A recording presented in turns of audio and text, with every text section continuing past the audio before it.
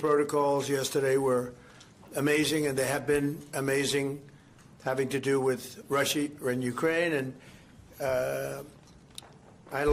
This is a major developing story out of Minneapolis. Sources confirm the FBI is leading a large-scale drug raid across the city. Legislative approval documents signed under her authority, permits, exemptions, emergency logistical adjustments. On paper, they appeared harmless. In reality, 19 of those approvals directly aligned with CJNG shipment windows, matching port schedules and border staffing changes down to the hour. One signature altered inspection protocols at a coastal terminal. Within 72 hours, 6 containers labeled as medical supplies. Authority with integrity. The system had fought back eventually, but the cost of delay was clear, and the silence that followed the exposure was not relief. It was the sound of a society realizing how close the danger had been, and how easily it had been allowed inside. This case did not end with handcuffs or sealed evidence boxes. It ended with a reckoning. What was exposed was not just a criminal network, but a warning about how fragile trust can be when power goes unquestioned. Drugs did not flood communities because borders were weak or streets were lawless. They moved because approvals were granted, signatures were trusted, and silence was rewarded. The damage did not come from chaos. 120 federal and joint special units moved at once. FBI, ICE, and DEA teams deployed in staggered formations. Highway patrol units sealed off familiar exits. Ports were frozen. Rail terminals were paralyzed. River access points were cut. Routes that had functioned normally. The most unsettling truth is this: nothing in this story required violence to begin. It required permission. When institutions stop asking questions, when speed replaces scrutiny, when authority is confused with integrity, corruption does not need to hide. It can operate in plain sight. This is why the story matters beyond arrests and numbers. It is a reminder that justice is not guaranteed by titles, buildings, or promises. It is sustained only when citizens, institutions, and the press pass through without inspection. The money followed. Quietly. Efficiently. Financial analysts uncovered $212 million in capital flows tied to shell entities, spiking immediately after her approvals. The pattern repeated itself. Signature, shipment, transfer. Over 9 months, these transfers surged 340%. Build was no longer abstract. It had names, addresses, balances, timestamps. Every layer had been peeled back to reveal how authority had been converted into access, and access into profit. 40% routed through layered accounts designed to conceal ownership. Every trail led to the same destination: CJNG logistics brokers operating under commercial cover. She did not. 5:29 a.m. The order originated with the FBI director, then rippled outward. Across the state, phones vibrated for months, collapsed within minutes. The first raid struck the Port of Baltimore, 2001 East McComas Street. A bonded warehouse registered as a medical aid storage facility was surrounded. Inside, agents discovered industrial packaging machines linked to fraudulent contracts approved through the office of the Speaker of the House. A drone locked targets as doors were breached. Two armed to 121 Harbor Drive, Norfolk, Virginia. Inside a cold storage warehouse near the docks, agents found vacuum-sealed narcotics stacked in insulated crates, enough for more than 300,000 retail doses. As teams secured the ground floor, a CJNG security element tried to hold the stairwell. Flashbangs ended the standoff. 4 operatives were taken into custody. No agents were killed. Resistance peaked at 3,890 Riverbend Road, Hagerstown, Maryland, a freight hub converted into a CJNG coordination center. 2 armed lieutenants charged out a side entrance, rifles raised. A drone fixed their positions. Downgraded risk alerts. 6 were health and licensing officials who certified fake clinics and medical warehouses. The rest operated inside procurement, zoning, and finance departments. None of them ever touched narcotics. They touched paperwork. Investigators recovered over 3,007 hit. Helicopters hovered over river corridors. Urban units moved through apartment complexes linked to distribution points. Rural teams cleared garages and warehouses used as temporary storage. Everywhere, 3.2 tons by the end of winter were dismantled, enough to overwhelm hospitals across 12 states. Financial teams froze $214 million within hours. This was not a single raid. It was a But who helped her make this happen when this was a far more complex network? Once investigators moved past the raid sites and into the data, the picture sharpened. This was not a lone official abusing her office. It was those who approved container movement without physical inspection. 9 were customs and border supervisors who issued clearance codes remotely. 7 were law enforcement commanders who altered patrol schedules and downgraded a digital signature. Each signature triggered a payment. Financial teams traced $612 million moving through 18 shell companies created under the guise of consulting, logistics optimization, community services, and security compliance. These companies had no staff, or policy consulting payments. Every official in the chain received compensation, monthly, predictable, and clean on paper. One ledger showed $38,000.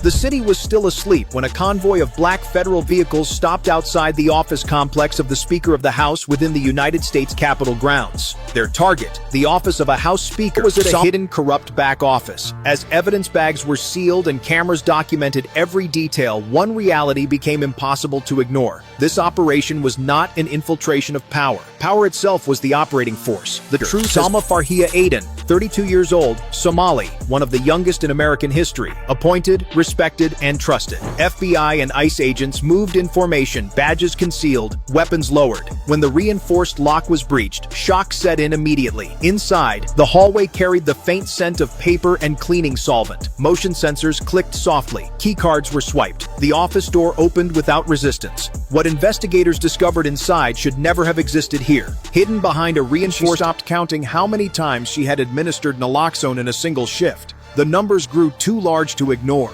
By the time the routes were dismantled, analysts estimated hundreds of thousands of doses had already reached streets and homes. The ripple effects extended beyond addiction into theft. Just 18 months, not decades. The system called it progress. In public, she spoke forcefully against drugs. In private, she was something entirely different. Investigators later traced 47 legislative cabinet were 4.2 kilograms of narcotics, sealed and packaged for transport, enough to supply more than 84,000 street doses. On a meticulously polished conference table lay detailed charts mapping authorization tag. No secondary verification was required. Agencies treated those approvals as final. That is how the system avoided friction. Shell companies submitted requests. Officials signed. Payments followed. Mapping cargo movements, seaports, border crossings, interstate highways, and one window prominently marked final winter phase. Estimated volume, 3.2 tons. A desktop computer running day and night revealed $1,000 per month to a port director listed as efficiency consulting. Another logged $22,500 to a police commander labeled risk mitigation review. A customs supervisor received quarterly transfers tied to software integration. Almost boring.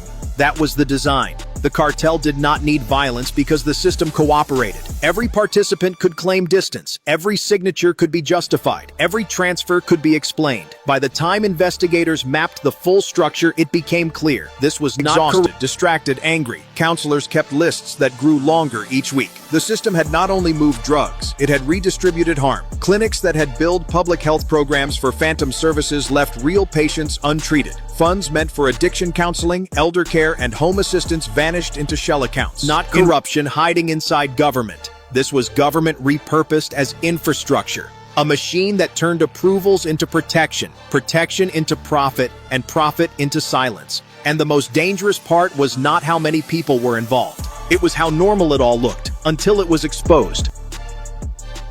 The true impact of the system did not appear in evidence rooms or court filings. It appeared in places far from ports and warehouses, places where people did not speak in codes or sign approvals. It appeared in emergency rooms, living rooms, and quiet neighborhoods that had never imagined themselves connected to organized crime. As the roots expanded, so did the consequences. Hospitals across 12 states began reporting the same pattern. Sudden spikes in overdoses, often clustered within days of each. In others, morgues quietly expanded refrigeration capacity. Death certificates listed causes in sterile language, but families understood what the words meant. They understood why their phone rang in the middle of the night. What made the damage harder to confront was its uneven visibility. In affluent districts, the crisis arrived quietly. Challenges. The face most often shown was not that of a victim, but of the same official who had once promised reform. Her image appeared on billboards and televised panels, urging vigilance, urging prevention, urging trust. Behind the scenes, families cargo moved. Meetings between the speaker and CJNG intermediaries were not about drugs. They were about timing, capacity, and guarantees. Winter routes, port congestion, enforcement windows. The language was technical, administrative, federal interstate corridors heading west. By 5:59 a.m., the operation pushed south to 121 Harbor Drive, Norfolk, Virginia. Inside a cold storage warehouse near the docks, agents found vacuum-sealed narcotics stacked in insulated crates, enough for more than 300,000 retail prescription misuse, private treatment, closed doors. In working-class neighborhoods, it arrived openly. Sirens at dawn, police tape at grocery store parking lots, vigils held on sidewalks where people had collapsed only hours earlier. Community centers that once hosted thinned. Reports that once led the evening news were pushed into brief segments, stripped of context, framed as isolated incidents. Language softened. Headlines avoided patterns. Editors cited caution. Producers cited verification. The public heard fragments, never the whole. Behind closed doors, investigators later uncovered at least 17 coordinated. Nothing illegal in description, everything illegal in purpose. At the center of coordination sat the speaker's office. Her role was not to collect money directly. Her value was authority. Documents seized showed that once a request carried her office's authorization has not been fully told yet. Hit like and subscribe to the channel so you don't miss what's being hidden. At the age of 32, she became one of the youngest House speakers ever appointed to the position. Her rise took just senior lunches became meeting points for grief. Grandparents stood in lines not meant for them, raising grandchildren whose parents were no longer capable or no longer alive. Teachers noticed students arriving exhausted, distracted, angry. Counselors in rural areas, mobile health units shut down entirely. In cities, waiting lists stretched from weeks to months. And still, the public was not told the full story. Local news segments mentioned isolated spikes. Press releases spoke of ongoing challenges. What collapsed was not just a career, it was a symbol. For years, she had represented reform, youth, discipline, moral clarity. Her image had reassured voters that the system could renew itself from within. That belief was now gone.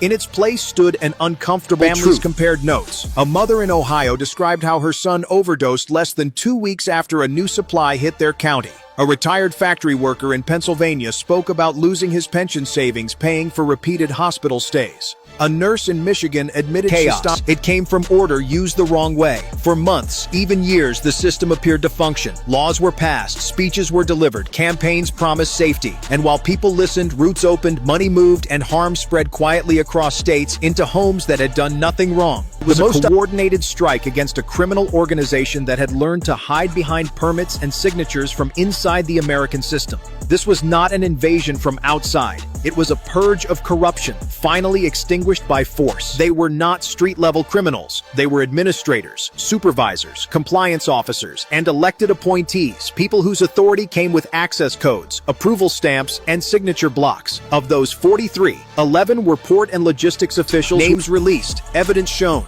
The same outlets that had minimized the crisis now struggled to explain how it had grown so large without warning. But the warning had been there. It had simply been quieted, line by line, segment by segment, until the silence itself became part of the system. And by then, guided away from causes and toward conclusions that required no accountability. Inside newsrooms, the effect was quiet but corrosive. Junior reporters noticed their drafts returned marked with questions they could not answer, requests for sources they had already provided, demands for balance violence, child neglect, and homelessness. Police departments reported rising calls they could not staff. Social workers managed caseloads that doubled without warning. What united these outcomes was not geography or income. It was proximity to decisions. Investigators recovered over 3,700 approval records linked to the same internal authorization prefixes, codes that allowed cargo to move automatically once entered into the system. Those codes bypassed secondary review. No questions, no audits, no follow-up. Each approval carried stacked containers. The gunfight lasted only seconds. 2 shooters were wounded and taken alive. 3 others surrendered. Minutes later, units entered 7421 Industrial Parkway, Jessup, Maryland. A logistics company vibrated in unison as a single directive was issued from the Federal Command Center. Execute immediately. What had once existed only in sealed files and encrypted ledgers turned into engine noise, rotor blades, radio chatter, and boots on pavement. More than 1,000 no offices and no products. Some existed for less than 90 days before dissolving and reappearing under new names. Money moved fast. Wire transfers were often broken into increments below reporting thresholds. Others were routed through offshore accounts before returning as donations, service fees. Darkness. A Somali Speaker of the House under secret surveillance. 4.2 tons of narcotics, cash hidden. 43 corrupt officials exposed in a single night. A network hiding in plain sight. Want the full truth? Hit like and I'll show you. 4:41 a.m. Capitol Hill, Washington, D.C. Positions from above. Both were captured alive within minutes. Inside, investigators seized encrypted laptops, burner phones, and $27 million in cash hidden inside ceiling vents. By dawn, 27 locations across 5 states and no one had been allowed to question. The approvals that had looked like efficiency on paper translated into overcrowded wards and funerals in real life. The speed praised as leadership became the speed at which communities unraveled. Every signature that removed friction had pushed of each other. Ambulances queued outside emergency entrances, hallways filled with gurneys. Doctors spoke of shortages, not of beds alone, but of time. Time to stabilize, time to treat, time to save. In some counties, overdose admissions increased by 48% within a single winter cycle. Encrypted ledgers showing $187 million in unexplained funds moved through shell accounts in less than 14 months. No donors, no public disclosures, no legitimate source. This was not a safe house for a drug cartel, nor was it consequences somewhere else, onto people with no access, no influence, no warning. For older residents, the realization cut deepest. Many had lived through decades believing institutions existed to protect them. They paid taxes, they voted, they followed rules. Now they watched familiar streets appear in headlines for reasons no one wanted to explain.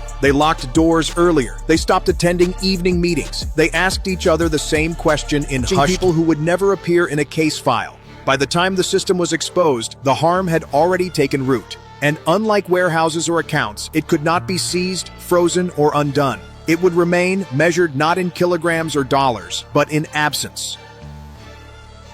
While hospitals overflowed and neighborhoods absorbed the damage, another layer of protection held firm. It was not armed. It did not wear uniforms. It spoke calmly, selectively, and always on schedule. It was silence, managed, purchased, and enforced. As overdose numbers rose, coordinated media interventions tied to the same shell companies used to move money. Payments labeled as public outreach, community awareness, and advertising partnerships flowed into local outlets at critical moments, just ahead of reporting cycles that might have raised questions. No orders were given. Government's running had been repurposed to move harm efficiently and invisibly, and for a time it worked. The public learned that corruption does not always announce itself as crime. Sometimes it wears professionalism. Sometimes it speaks in policy language. Sometimes it presents itself as urgency. No threats were made. Access did the work. Officials offered exclusives, early briefings, and favorable interviews. Press credentials were renewed quickly for those who cooperated. Stories critical of enforcement failures were delayed, revised, or quietly dropped. Producers were encouraged to wait for confirmation that never arrived. At the center of the messaging stood a familiar face. She appeared at town halls, conferences, and televised panels, repeating the same words: prevention, education, responsibility. Her image was clean, her tone measured. She warned communities about drugs while standing in front of graphics that showed rising numbers. Numbers she framed as a reason for patience, not scrutiny. The contrast was deliberate. When overdoses spiked, not a side deal. This was an operation,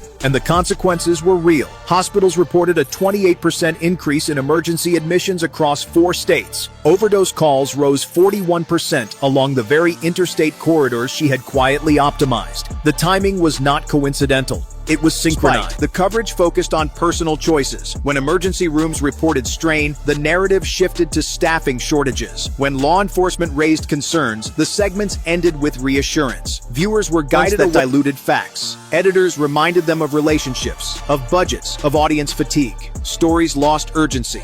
Then they lost airtime. In one internal exchange later recovered by investigators, a producer asked whether a cluster of overdoses near a distribution corridor should be covered as a developing pattern. The response was short: not yet. Wait. The waiting never ended. Meanwhile, advertising placements expanded. Anti-drug campaigns bearing her name and seal appeared across broadcasts and social feeds. The message was constant: vigilance without blame, concern without investigation. The public was encouraged to look at symptoms, not systems. For families living inside the crisis, the gap between reality and reporting grew impossible to ignore. Parents watched local news after funerals and heard nothing that matched their experience. Seniors who volunteered at clinics saw waiting rooms fill while anchors spoke of stabilization. Community leaders did not need to meet them often. When she did, the meetings were brief and controlled. A dinner logged as constituent outreach, a conference labeled trade cooperation. Video evidence later confirmed 3 private meetings with CJNG intermediaries. The objective was simple: recorded voices. How did this happen here? The answer was not a single act or moment. It was accumulation, small permissions, repeated silence. Trust extended too far, for too long. While officials spoke of policy and progress, the damage spread outward, touching recorded in internal files under the title, Final Winter Phase. Projected volume, 3.2 tons of narcotics. Distribution footprint, 12 states. Estimated black market impact, hundreds of thousands of doses. This was not a site. This was not corruption slipping through the cracks. This was policy transformed into infrastructure. Because the person standing at the podium was protected and everyone was applauding. Meanwhile, the cartel infection continued to operate at full strength. Comment: dismantle. So they are no longer beyond the reach of the United States. Leaders asked why names were never mentioned, why questions were never pressed. Trust eroded in layers. It became harder to tell what was being missed and what was being withheld. Rumors spread where facts had been muted. Anger surfaced where clarity had been denied. The absence of information created space for fear, and fear traveled faster than any correction. What made the silence so effective was how ordinary it appeared. No blackout, no censorship decree. Just professional judgment exercised repeatedly in the same direction, each decision defensible on its own. Together, they formed a shield. Investigators would later conclude that the media layer did not conceal crimes. It delayed recognition. And delay was enough. By the time, it was no longer just about drugs. It was about who decides what the public is allowed to see, and how long corruption can survive when no one is allowed to look directly at it. When the last warrants were executed and the evidence was sealed, there was no moment of celebration. No cheers, no declarations of victory. What followed was quieter and heavier. In a federal holding facility, the woman who had once stood at podiums and press conferences sat alone. No camera. Power does not need to shout to be dangerous. It only needs to be trusted. As indictments spread outward, institutions reacted defensively. Agencies issued statements emphasizing that individual actions did not reflect organizational values. Committees announced reviews. Boards scheduled emergency meetings. Each response sounded familiar, procedural, controlled. But outside those rooms, the reaction was different. People asked harder questions, not about how much was seized. By the time the story broke in full, the damage had already compounded. The public did not feel misinformed. They felt manipulated.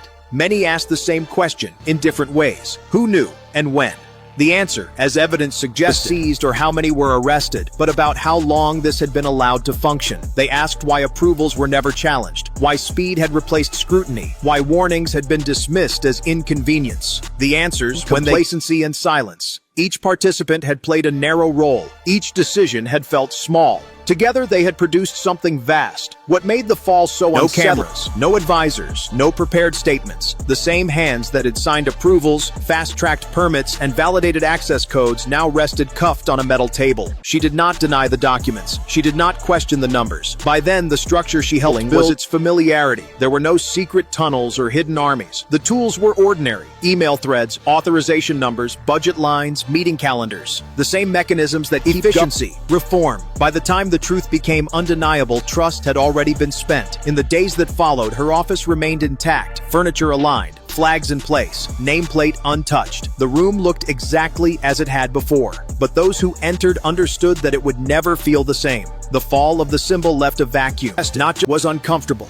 Enough people knew enough to slow the truth. Enough institutions benefited from not asking. Enough silence accumulated to protect power while harm spread unchecked. When the raids finally forced exposure, the contrast was stark. Helicopters overhead, streets blocked, just of leadership, but of certainty. Communities struggled to reconcile what they had believed with what had been revealed. Many wondered how many other systems depended on similar assumptions and whether those assumptions were still safe. There was no clean ending to